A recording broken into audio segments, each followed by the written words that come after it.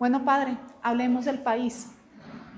Hay cambio de gobierno, cambio de muchas cosas que se prometieron de antes a que se están prometiendo ahora. Hablemos de lo que le viene al país. Ahí básicamente acaban de pasar 4 años de una supuesta paz total. Entregan el país y se puede decir que hubo o no hubo paz, padre. Bueno, muchas gracias primero por la invitación de nuevo. Si hacemos un balance como tal, tenemos que ver varios elementos. El primero, se logró reducir la entrada de militares heridos al Hospital Militar Central, que es un buen balance. Pero eso, padre, también puede tener una razón. Sí. El cese de operaciones militares. Sí, puede ser por ese lado, pero tengo entendido que en el Chocó, en la zona de Urabá, sur de Bolívar, se hizo, por ejemplo, la operación Armagedón, si no estoy mal, creo que se llamó así, contra grupos armados. En este caso estamos hablando del ejército gaitanista, es decir, que las operaciones no se suspendieron dentro de los diálogos que se venían dando con esta organización armada y con otras organizaciones. Pero el segundo elemento es que la sensación en el país es que el proceso de paz total fracasó desde todos los escenarios. Yo siempre lo he planteado, si hay un responsable de que el proceso de paz fallara en Colombia, se llama Oti Patiño. Porque únicamente Oti, y no hablamos también del presidente, cuando él también se mostró muchas veces tener una favorabilidad hacia los delincuentes, teniendo el tema del tarimazo, haciendo una cantidad de eventos que la población civil se dio cuenta de ello. Mire, hay una parte del país que nunca estuvo de acuerdo con los procesos de paz y que no están de acuerdo, pero hay otra gran parte que sí está de acuerdo, sobre todo la gente que vive la violencia en lo rural. Es la que siente, son dos escenarios muy distintos, los que estamos en la ciudad y los que están en el campo viviendo de primera mano la situación de violencia que se vive en los territorios y los combates.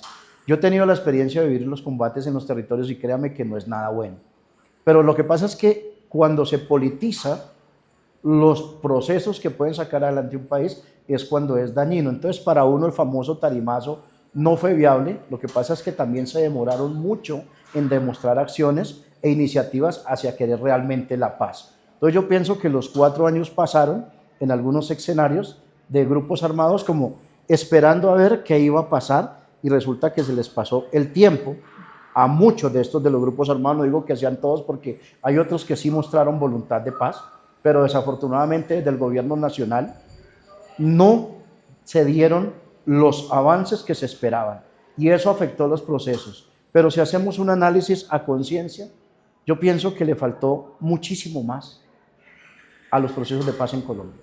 Les faltó por parte de algunos grupos armados la seriedad con el pueblo colombiano, porque es que yo le he planteado en algunos otros escenarios, la paz no era con el gobierno de turno, la paz es con el país y con los territorios y las comunidades, pero también el presidente Gustavo Petro falló en haber puesto a 2 comisionados de paz inoperantes. El primero de ellos, Danilo Rueda, que fue un fracaso total en Buenaventura y en otros escenarios, y luego pone a Oti Patiño, una persona que viene de un proceso de desmovilización del M-19, pero que es un resentido social de tiempo permanente. Padre, hablemos de esos 2 personajes. La gente no sabe quiénes estaban en cabeza de esos procesos de paz. Oti Patiño, ¿quién es Oti Patiño? Oti Patiño es una persona que fue compañero de Gustavo Petro en el M-19. Otro guerrillero. Otro es guerrillero, exactamente es guerrillero porque ellos de igual manera hicieron el proceso de dejación de armas. Y Danilo Rueda venía de presidir la Comisión de Paz Intereclesial, estuvo dentro de esa organización como tal, que hicieron un gran trabajo, pero que Danilo Rueda no estaba preparado para ser el comisionado de paz. Una cosa es la Comisión Intereclesial de Paz y otra cosa ya ser un comisionado de paz. Padre, al ser un exguerrillero, ¿puede tener de pronto Oti Patiño alguna preferencia hacia un grupo en específico al momento de hacer un proceso de paz? Yo lo planteé desde un comienzo y me gané muchos problemas, y lo dije en varias entrevistas y medios de comunicación, de que Oti Patiño estaba sesgado dentro de la paz en Colombia. ¿Sesgado y hacia Oti qué Patiño lado? yo lo vi más sesgado hacia un sector del Ejército de Liberación Nacional. El ELN. De pronto no estoy diciendo que sea hasta el sector de los frentes de guerra que hay, más bien hacia el comando central, y descuidó lo demás. Oti Patiño, por información de la gente de los territorios, que le pedían que fuera a los territorios a dialogar con las comunidades, ni iba ni los atendía tampoco. Por eso fue que la gente en el Chocó y en Nariño De hecho, creo que fue la gobernadora del Chocó y también el gobernador de Nariño que dijo, pues entonces hagamos los procesos nosotros, ya que el señor comisionado de paz no quiere atender las comunidades. Padre, el ELN. Petro dijo cuando inició su presidencia que no me acuerdo cuánto tiempo, en unos 3 meses o algo así, iba a acabar con el ELN. Oti Patiño de pronto tuvo algo que ver en ese proceso de que no hubiera ningún diálogo con el ELN. Mira, yo creo algo. Hay un dicho que decimos nosotros que una cosa es invocar al diablo y otra cosa es tenerlo de frente. En campaña política se puede prometer absolutamente de todo.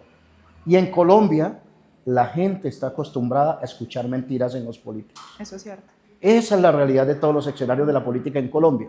Entonces, si no se ha podido acabar en años, en décadas, no lo pudo acabar ni el doctor Álvaro Uribe Vélez, ni el doctor Juan Manuel Santos, ni el señor Pastrana. O sea, no lo pudieron acabar históricamente, mucho menos en 3 meses. Por eso, y yo le termino aquí, no se puede actuar por emoción en Colombia. Entonces, al colocar al señor Oti Patiño, voy a decirlo con profundo respeto, era como colocar un 0 a la izquierda. Una persona inoperante, una persona con poca capacidad mental, con poca capacidad de análisis de lo que era la lectura del país, y él venía de un proceso del M-19 donde dentro de Oti Patiño había un rencor impresionante hacia los demás grupos, había rencor hacia las disidencias de la FARC, hacia las autodefensas de la Sierra, hacia el ejército gaitanista, y se centró solo en un escenario que fue Ejército de Liberación Nacional. Padre, ¿cómo poder creer en un proceso de paz en Colombia cuando pasamos de un proceso de paz del 2016, donde supuestamente iba a haber una paz, se le entregaron una cantidad de beneficios a los que firmaron la paz, curules, beneficios de absolutamente todo, pero se crearon las disidencias, se fortalecieron las disidencias? ¿Cómo se puede creer en procesos de paz cuando los procesos de paz demuestran que lo único que hacen es entregar territorio y aumentar el número de delincuentes que pueden pasar de un nombre, como eran las FARC, a disidencias, otro nombre, pero básicamente seguir haciendo lo mismo? Yo pienso que hay que hacer un histórico de lo que ha ocurrido con los procesos de paz en Colombia, cuáles han funcionado y cuáles no han funcionado. Si me lo pregunta, el proceso de paz con el M funcionó, con el Quintín Lame, que fue el movimiento guerrillero indígena América Latina neto, funcionó. Con el PRT, con el EPL funcionó, aún con las FARC funcionó una parte. Lo que pasa es que cuando se hacen estos procesos, el error es creer que la paz se firma con el grupo armado. ¿Qué otro proceso de paz ha sido exitoso en Colombia? El Quintín Lame, ¿cierto? El PRT, el mismo EPL también. Y si vamos al año 52, el de las guerrillas liberales con Guadalupe Salcedo y Dumar Alcuri. Pero bueno, lo que pasa es que hay un escenario que muy pocos hablan del tema, y son los cumplimientos de los gobiernos de turno. Estos procesos de paz cometen unos errores grandes y por eso es que la gente nuevamente reincide. Resulta que ellos vienen de la lucha armada, como la llamen, de tener las armas en sus manos, y es lo que han aprendido a hacer. Entonces viene el proceso de reinserción y los dejan solos, no hay un acompañamiento psicosocial. Y en últimas, las promesas de los proyectos productivos y lo que se ha prometido nunca se cumple. Y eso sucedió con muchos excombatientes también de la FARC. Padre, pero ahí yo sí también le refuto un tema. Nosotros hemos visto las FARC, lo que usted está hablando. Hay espacios para las FARC, les pusieron sus espacios para que ellos puedan estar. Y no hay ni un solo espacio o proyecto para las víctimas. ¿A usted le parece equitativo que los victimarios tengan una cantidad de beneficios del Estado, les pongan unos lugares donde ellos puedan hacer sus proyectos productivos y las víctimas no tengan una reparación? Yo estoy de acuerdo que a las víctimas hay que repararlas. Yo le hago una pregunta. ¿Realmente quién es el directo responsable de que en los territorios tengamos paz? El mismo Estado y el gobierno de turno, exactamente. Entonces la pregunta que uno hace es, ¿dónde estaba el Estado en ese momento? Cuando la gente lo solicitó. Yo me acuerdo que yo recorría el país y la gente decía, necesitamos aquí la fuerza pública, ¿cierto? Pero no es solo la inversión, meter la fuerza pública en el territorio, porque los militares llegan al territorio y muchas veces lo sacan de manera rápida.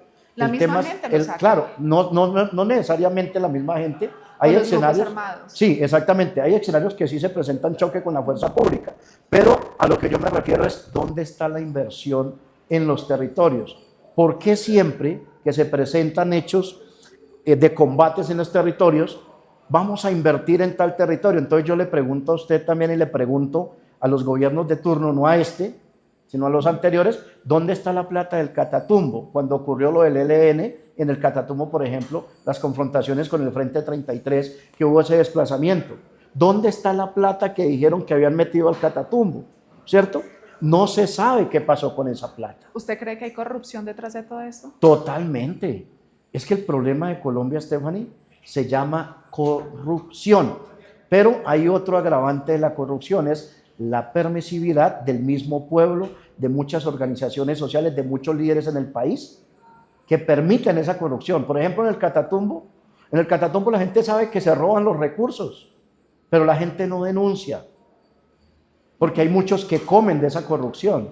Cuando usted le pregunta a la gente por qué no denuncia, la gente dice es que me da miedo denunciar porque después los que yo denuncié se van a dar de cuenta que fui yo. ¿Y suele pasar? Y eso suele pasar. Exactamente. Entonces la gente no denuncia la corrupción porque ha perdido la credibilidad en las instituciones, porque la guerra es el caballo de batalla para la inversión social, entre comillas, en los territorios. Le vamos a meter al Catatumbo miles de millones, le vamos a meter al Chocó, le vamos a meter al Caquetá, le vamos a meter a Arauca. ¿Y dónde está la inversión? ¿Dónde está la plata? ¿Qué pasó en el gobierno de Duque y en el de Santos con la plata para la paz, por ejemplo? Si no ha pasado nada con la plata que se robaron de los 70.000 millones de Mintic, que estuvo involucrada esta señora Karen Abudinen. Lo de Mocoa también. Lo de Mocoa, usted misma estuvo en Mocoa y creo que vio que a la gente no le han solucionado. Ni le solucionaron el problema en las viviendas en el gobierno Santos de Duque, ni en el de Petro tampoco. Ninguno. En ningún gobierno. Entonces, ¿qué sucedió con esas viviendas? Un hecho de corrupción, porque es que ni siquiera las han terminado. Bueno, padre, haciendo una idea, cambio de gobierno de Petro al de Abelardo Laspriella, ¿qué espera usted de este nuevo gobierno? Yo no soy como la persona que va en el avión y va rezando para que el piloto le dé un infarto. Ahí nos matamos todos. Le tiene que ir bien al país para que nos vaya bien a Exactamente. Si a este nuevo gobierno le va bien, independientemente nos guste o no nos guste, el señor Abelardo de Laspriella es el presidente de Colombia. A que no lo eligió todo un país, perfecto, pero es el presidente de todos los colombianos. ¿Qué opina usted de lo que está diciendo Gustavo Petro, que no lo ve como el presidente electo, que inclusive están diciendo que el presidente es Cepeda? Yo creo que Gustavo Petro, si no pudo hacer como presidente cosas por el país, haga lo que hizo Juan Manuel Santos. Hágase a un costado y dedíquese a la familia, a recuperar la familia que perdió, entregarle el país como se le entregó a Laura Sarabia, a esta Juliana Guerrero, que yo siempre me opuse en la Universidad Popular del Cesar, que soy egresado de maestría de allí, que ella fuera la representante del gobierno nacional ante nosotros los estudiantes, los que sí estamos estudiando, los que nos quemamos las pestañas. O sea, es que hay que reconocer también algo. La señorita Laura Sarabia y Juliana Guerrero y otras quitaban y ponían en los despachos. Ellas eran las que decidían a quién se le entregaba el recurso, quién se colocaba viceministro y quién no. O sea, se le entregó al país a ellas. Y yo desde un comienzo lo dije, perdóneme, pero, y no tengo nada de género ni esas cosas porque admiro a las mujeres inteligentes, pero habían mujeres con mayor capacidad, muchísimo más inteligentes que estas señoritas que estaban ahí para que obtuvieran esos cargos. Pero ellas quitaban y ponían. Entonces, la invitación que yo le hago al expresidente Gustavo Petro es con todo respeto. Hombre, si usted no pudo una parte, porque no estoy diciendo que todo dentro de su gobierno fuera malo, pues permita que el que llega nuevo, a ver con qué va a salir. Si no le damos la opción de que le presente al país sus propuestas, pues hombre, hay que buscar los mecanismos para que esa persona avance, pero no podemos seguir con el discurso de que porque este no lo elegí yo, entonces necesitamos que le va mal. Si le va mal a este gobierno, nos va mal a todos. Padre, personalmente, en mi opinión, creo que lo que más daño le ha hecho al país ha sido la división política. Lo que usted acaba de hablar, el campo, el agro, lastimosamente son banderas que lo han cogido ciertos lados políticos y eso no ha dejado que avance. ¿Usted cree que esta división de crear tanto odio, que inclusive el mismo Gustavo Petro ha creado en sus discursos, de atacar al oponente, de sacar la bandera guerra, muerte, de crear un discurso de odio mientras al tiempo habla con paz, de paz, le está haciendo o le hizo daño al país? Yo pienso que todos los políticos le han hecho daño a este país. Y a nosotros nunca se nos puede olvidar que quienes iniciaron todo el derramamiento de sangre en Colombia fueron los liberales y los conservadores. Los unos mataban a los otros por ser azules y los otros mataban a los otros por ser rojos. Acuérdese que antes cuando votaban la gente, tinta azul y tinta roja, pues lógico, usted lo veían con esa tinta y lo macheteaban. Pero en Colombia nos han vendido un discurso que yo tengo que odiar al otro porque el otro tiene capital. Y resulta que aquí, si somos conscientes, todos nos necesitamos. Yo necesito del empresario. La política se mueve en todo. La política no es mala. Lo malo son los politiqueros que hacen de la política un escenario de corrupción, y lo malo es el pueblo cuando avala. Vaya usted a las comunidades a hacer una campaña política y le voy a poner un escenario así sencillito. Chocó. ¿Cuánto vale hacer una campaña en el Chocó? Vale miles de millones de pesos. Y lo primero que le preguntan los líderes es, ¿y usted sí tiene plata para la campaña? Entonces ahí empieza el espacio de corrupción. Y luego salen a hacer marchas y manifestaciones a decir que la gobernadora o el gobernador o el alcalde de turno le está robando los recursos. Claro, ¿cómo les va a responder si es que ya invirtió una plata en campaña? Él tiene que llegar a recuperarla y a pagar los favores políticos. Padre, hay unas banderas en Colombia de problemas que existen, problemas de medio ambiente, problemas de víctimas, problemas en territorio, que son banderas que la han cogido ciertos sectores políticos, seamos claros, la izquierda. La izquierda coge las banderas del medio ambiente, que son ambientalistas. La izquierda coge también las banderas de los indígenas. La izquierda coge las banderas de las víctimas. ¿Usted cree que esas son banderas que no deberían tener color político? Son banderas que no deberían de tener color político, así como la derecha también coge las banderas de la recuperación del país, ¿cierto? De los bombardeos, las banderas de la fumigación con glifosato de la coca, las banderas de que vamos a hacer el fracking y a progresar este país con el petróleo. Ojalá algún día aquí realmente valoráramos el petróleo que tenemos. Tenemos que aprovecharlo. Sí, pero aquí desafortunadamente lo sacan, se lo llevan y lo venden y luego nos lo traen otra vez más caro. O sea, es absurdo, ¿no? Entonces, eso es lo que nosotros tenemos que quitar. Esos mesías que aparecen, digamos, como en épocas electorales, son los mesías falsos que terminan hundiendo el país, que terminan hundiendo un pueblo y que terminan generando el odio de clases. Padre, usted que acaba de tocar el tema del petróleo, ¿usted está a favor de la exploración de petróleo? La verdad, yo soy egresado en Educación Ambiental para el Desarrollo Sostenible y puedo decirle que la Agenda 2030 es simple y llanamente un discurso más de protección al medio ambiente. Discurso, porque realmente del 100%, escasamente un 4% se cumple lo que está allí. Yo no estoy en favor, la verdad, porque de una u otra manera pues hay que buscar otros mecanismos, pero si en Colombia no tenemos la capacidad, por ejemplo, para generar energía eólica, no tenemos la capacidad suficiente para generar energía solar, no tenemos la capacidad suficiente para construir una planta en Turbo o en Buenaventura del procesamiento de agua salada por agua dulce que se necesita. Un país tan rico en agua y la gente sufriendo de por sed. agua. Exactamente, entonces yo pienso que hay que ser equilibrados, tampoco podemos ser extremistas, que ese es el otro detalle tampoco, porque aquí, pues con todo respeto, yo he visto personas que entre comillas políticos que dicen defender al medio ambiente, pero utilizan la bandera de la defensa del medio ambiente para subir y hacer lo mismo que hacen todos. Al final, perdónenme la expresión, terminan haciendo nada. Padre, ¿usted está de acuerdo con la minería en Colombia? ¿Se debe seguir explorando la minería? Yo estoy de acuerdo que hay que legalizar a los mineros artesanales. Esos son la fuente también de los grupos armados ilegales. No necesariamente, no Pero en todos muchas los veces. escenarios.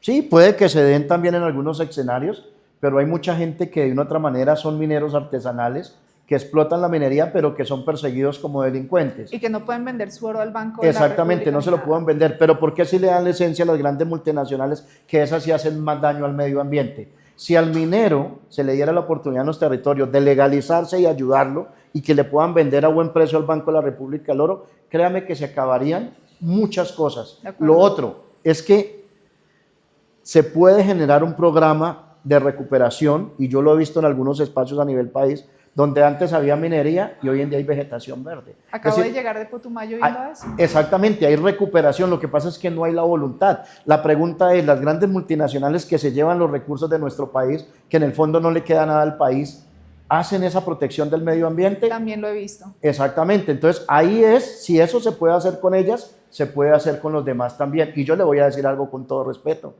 pero tiene que tener más prelación el colombiano que las grandes multinacionales, porque aquí el colombiano también tiene la capacidad de organizarse en cooperativas y asociaciones de mineros. El Cerrejón es un ejemplo perfecto, padre, de cómo hacen cierre de minas, que antes eran minas totalmente abiertas, que hoy en día tienen una vida salvaje increíble. Padre, ¿es posible pensar en paz o en un proceso de paz para estos próximos 4 años, a pesar que ya el presidente dijo que no íbamos a volver a hablar de procesos de paz o de diálogos con los grupos armados ilegales? Yo creo que sí. Como miembro del Consejo Nacional de Paz y Reconciliación y Convivencia, que representa a las entidades religiosas no romanas, yo creo que sí. Yo tengo la esperanza aún de que se pueden firmar los procesos de dejación de armas y paz con los grupos armados en Colombia. ¿Cómo se puede hacer un proceso de paz, padre, que no sea repetir la historia que tuvimos en el 2016 con las FARC, que se crearon unas disidencias, que tuvimos un aumento de número, que las FARC también creció y que hoy en día recibimos el 2026 con un número mucho más amplio de lo que teníamos hace 4 años de grupos armados ilegales? Yo creo que tenemos que aprender a confiar. ¿Confiamos en las FARC y no funcionó? Mire, yo le voy a decir algo. Primero tenemos que comenzar a confiar en nosotros mismos. Sabemos que hay personas que viven de la guerra. La guerra es un negocio. Es un negocio lucrativo. Sabemos que hay políticos que viven del discurso de la guerra, ¿cierto? Total. Los famosos mesías que aparecen. Sabemos que hay políticos que viven del discurso de ricos versus pobres, que el rico es el malo y el pobre es el bueno, ¿cierto? Y hay políticos que también viven del discurso de la paz. De la paz también, exactamente. Tenemos que aprender a escucharnos nosotros mismos y a escuchar las comunidades de los territorios. Aquí hay un gran problema. Es que cuando se habla de procesos de paz con los grupos armados, nunca escuchan a las comunidades ni los tienen en cuenta. Y resulta que creen que la paz se firma es con el grupo. Yo lo llamo un proceso de dejación de armas. La verdadera paz se construye de los territorios con las comunidades, teniéndolos en cuenta a ellos. Después de que el grupo salga de la zona, ¿qué va a pasar? Eso nunca ocurrió con la FARC. Por eso muchos grupos se organizaron en los territorios donde estaban las FARC. Yo sí tengo muy allá la esperanza de que sí pueda haber unos procesos de paz interesantes en Colombia. Pero ¿cómo podemos hacer algo para que no volvamos a tener ese crecimiento de grupos armados después de un proceso de paz? Bueno, que no falle. Claro, la inversión social. Si usted va a los territorios, hay comunidades que se preguntan, en medio de todo lo que sucede, y si el grupo armado se va, ¿quién nos va a cuidar si viene el otro grupo que era el enemigo? ¿Cierto? Pasa, de acuerdo. Eso pasa. Entonces ahí se requiere. Son los principales temores. Exactamente, esos son los principales temores. Por eso yo digo que una cosa es la ciudad y otra cosa los territorios. ¿Qué hay que hacer aquí? La inversión social en los territorios, ¿cierto? Que no se despegue realmente basado en las necesidades de las comunidades. Segundo, la presencia de la fuerza pública en los territorios permanente. Eso le da tranquilidad a la gente. Eso significa también, padre, entonces aumentar el pie de fuerza pública en los territorios, de pronto volver a llevar batallones o establecer puntos permanentes de la fuerza pública en los territorios, aún así sean territorios donde la misma población civil ha sacado a la fuerza pública. Yo estoy seguro que si se retoma algo que existía en el año 94 y 95, que se llamó operaciones psicológicas, y era como el ejército llegaba a las comunidades con actividades y otras cosas, totalmente. Lo que pasa es que ahora se ve al ejército como la fuerza de choque, ¿cierto? Como dijo por allá alguien, es una fuerza letal que tiene que entrar a matar. No. Lo que usted llama, que básicamente hoy en día se llama acción integral. Claro, pero eso hay que hacerla real en los territorios. Entonces, para mí, la palabra el ejército tiene que ser una fuerza letal que entre a matar, no va, porque es el discurso que se está vendiendo. Resulta que el ejército hay humanos, seres humanos. Permítame, le termino la idea. Entonces, si se hace un buen proceso de dejación de armas, de paz con las comunidades, se invierte en el territorio realmente programas a largo plazo que necesiten las comunidades, como por ejemplo organizar las cooperativas para empezar la exportación de productos, como el acompañamiento de la fuerza pública en los territorios permanente. Es que Colombia tiene suficiente fuerza militar para copar el país. Padre, lo que usted dice suena muy lindo, pero como usted también conoce los territorios, yo también los conozco. Claro. Y uno dice, listo, llevar a la fuerza pública que hagan vías, que ayuden a la población, acción integral, como usted está acabando de decir. Me acuerdo perfectamente, un soldado de acción integral con el Circo Colombia, contándome cómo las FARC le lanzaban granadas al Circo Colombia. La FARC, no la comunidad. Las FARC, pero para sacarlos de la zona. Pero no era la comunidad. Cómo cómo básicamente también todo el equipo que estaba construyendo vías los asesinaban por medio de francotiradores a los soldados. Entonces suena muy bonito poder querer decir que vaya la fuerza pública con acción integral, pero lo primero que hacen los grupos armados ilegales es matar inclusive a esos soldados que llevan acción integral a esos territorios. ¿Cómo se puede entonces hablar de paz cuando se intenta llevar paz, se intenta llevar acción integral y los grupos armados responden con fuego?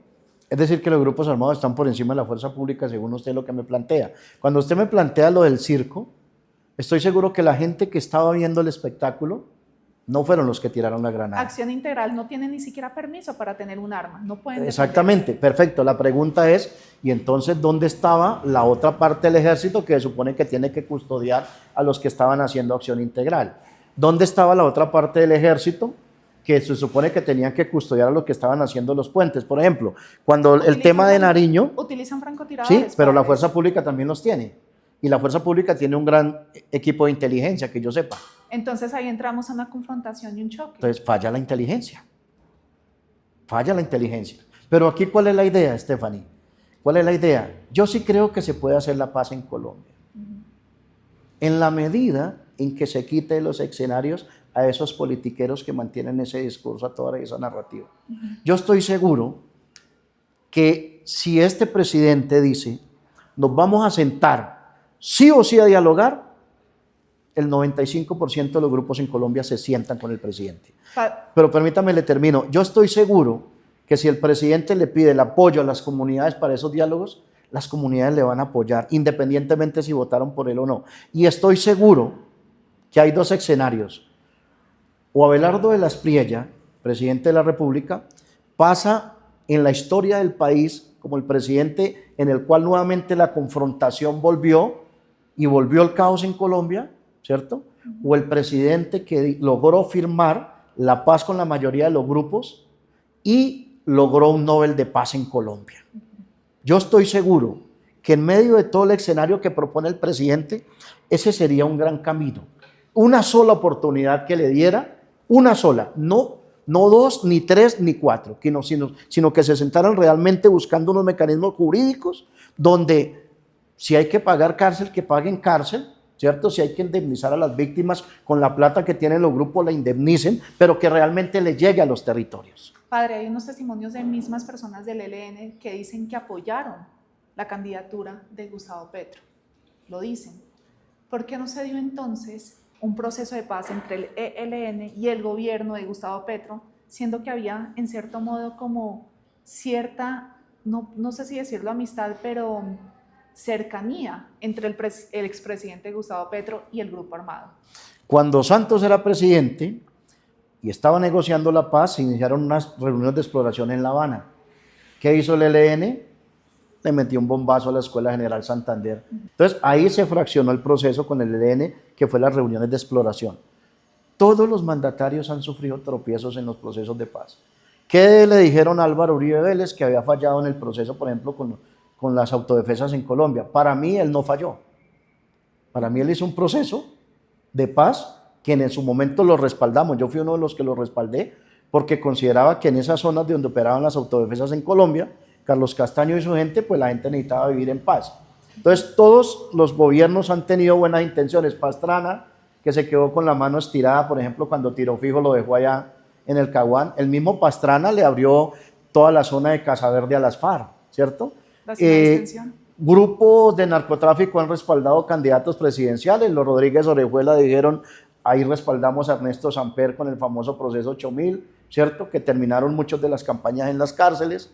Luego sale cada uno de acuerdo a su interés político diciendo es que a fulano de tal lo respaldó fulanito de tal, pero en el fondo, cuando uno va a ver las denuncias en fiscalías y en las instituciones que deben investigar, no pasa absolutamente nada, todo se queda en redes sociales y en rumores. Pero ¿por qué no se firmó un proceso de paz entre Gustavo Petro y el ELN, siendo que había cierta empatía entre ellos? Hay que ser realistas en algo, pero realmente quien se perrateó la paz en Colombia fue Ote Patiño. Aquí hay un responsable y yo creo que Petro también tuvo gran responsabilidad porque en su momento las mismas comunidades empezaron a manifestar que no estaban de acuerdo cómo Ote Patiño estaba manejando los temas de paz y Petro no puso cuidado. Yo no sé si Petro estaba muy enredado en los temas de Laura Sarabia, de Juliana Guerrero, pero lo cierto es que si aquí hay una persona responsable,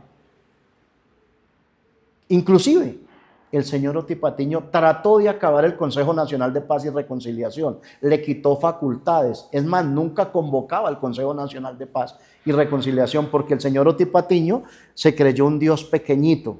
O sea, aparte de que, perdóneme la expresión, el señor es poco inteligente, ¿cierto? Se creyó un Dios pequeñito y él fue el que realmente se tiró los procesos de paz. Lo puedo decir y ojalá usted pudiera preguntarle a cada comandante de grupo armado, usted como periodista que está en todo su derecho, si realmente esos comandantes de grupos armados de todas las organizaciones armadas en Colombia confiaban en Ote Patiño realmente.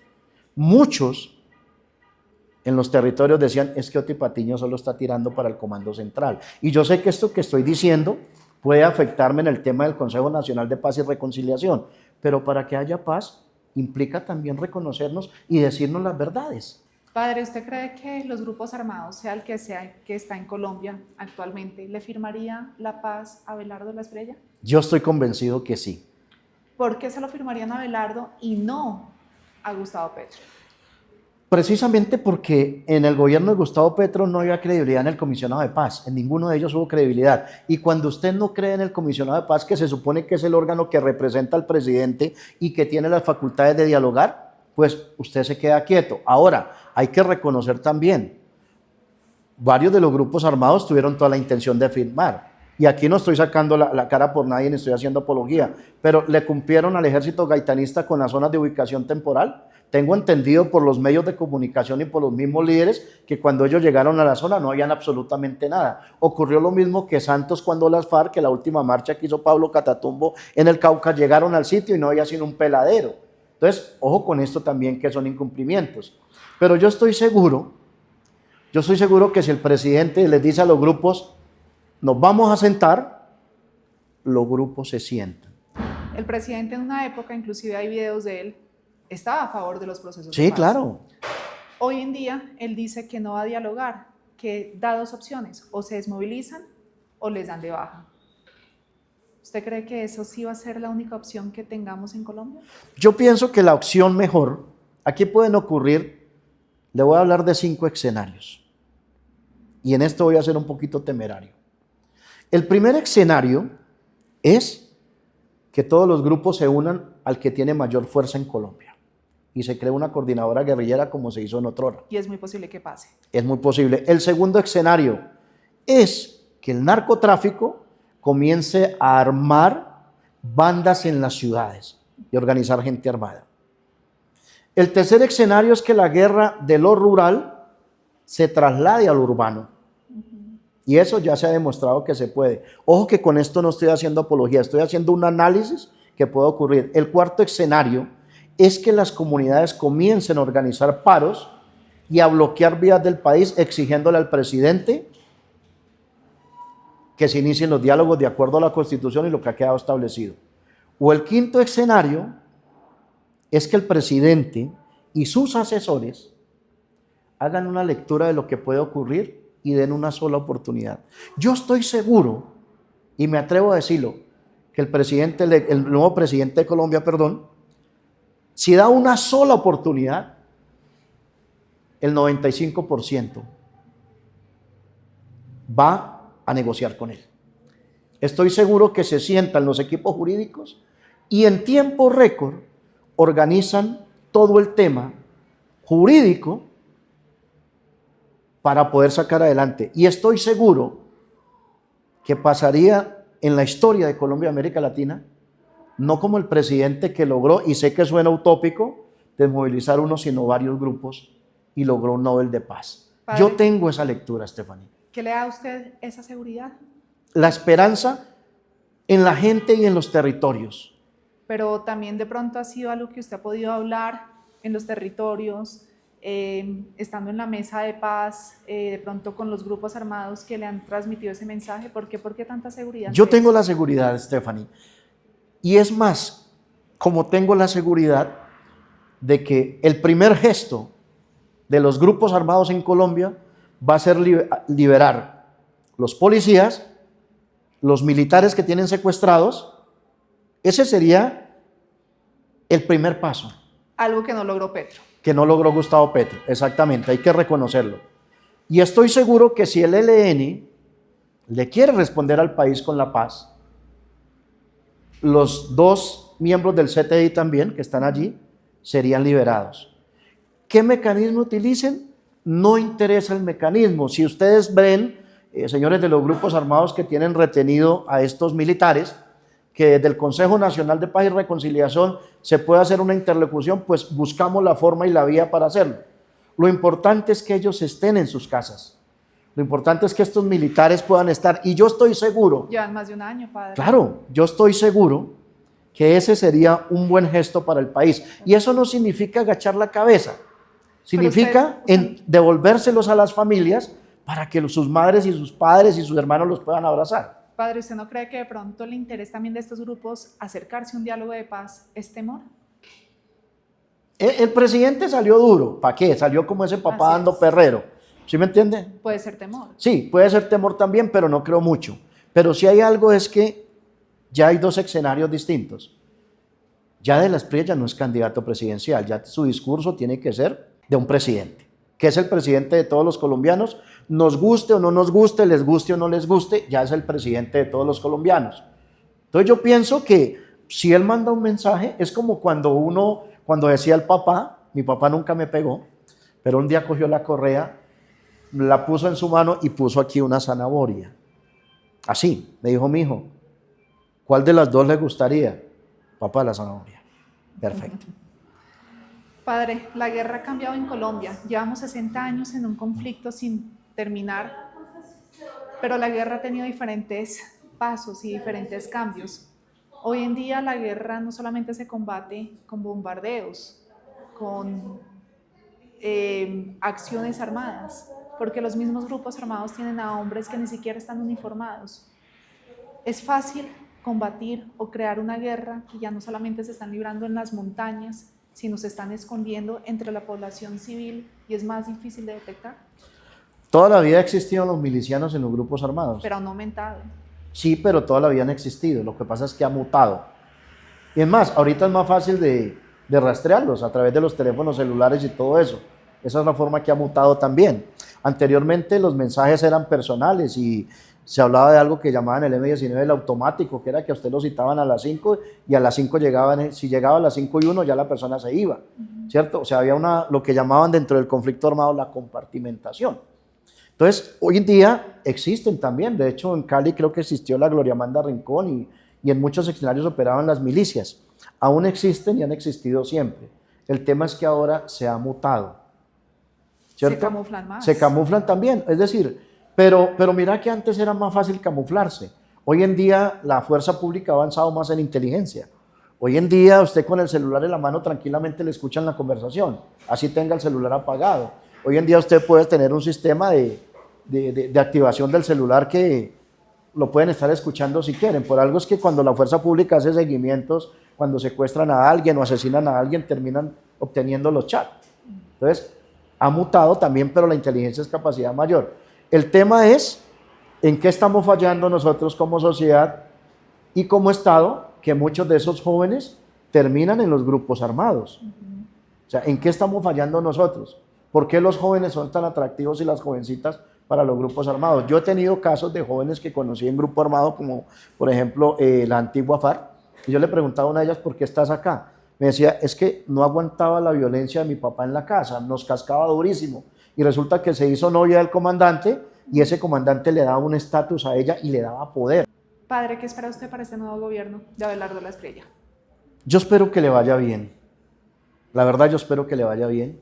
Como miembro del Consejo Nacional de Paz, ojalá pudiera tener yo una audiencia con él para poderle explicar muchas cosas que estoy seguro que las entendería porque él no es bruto.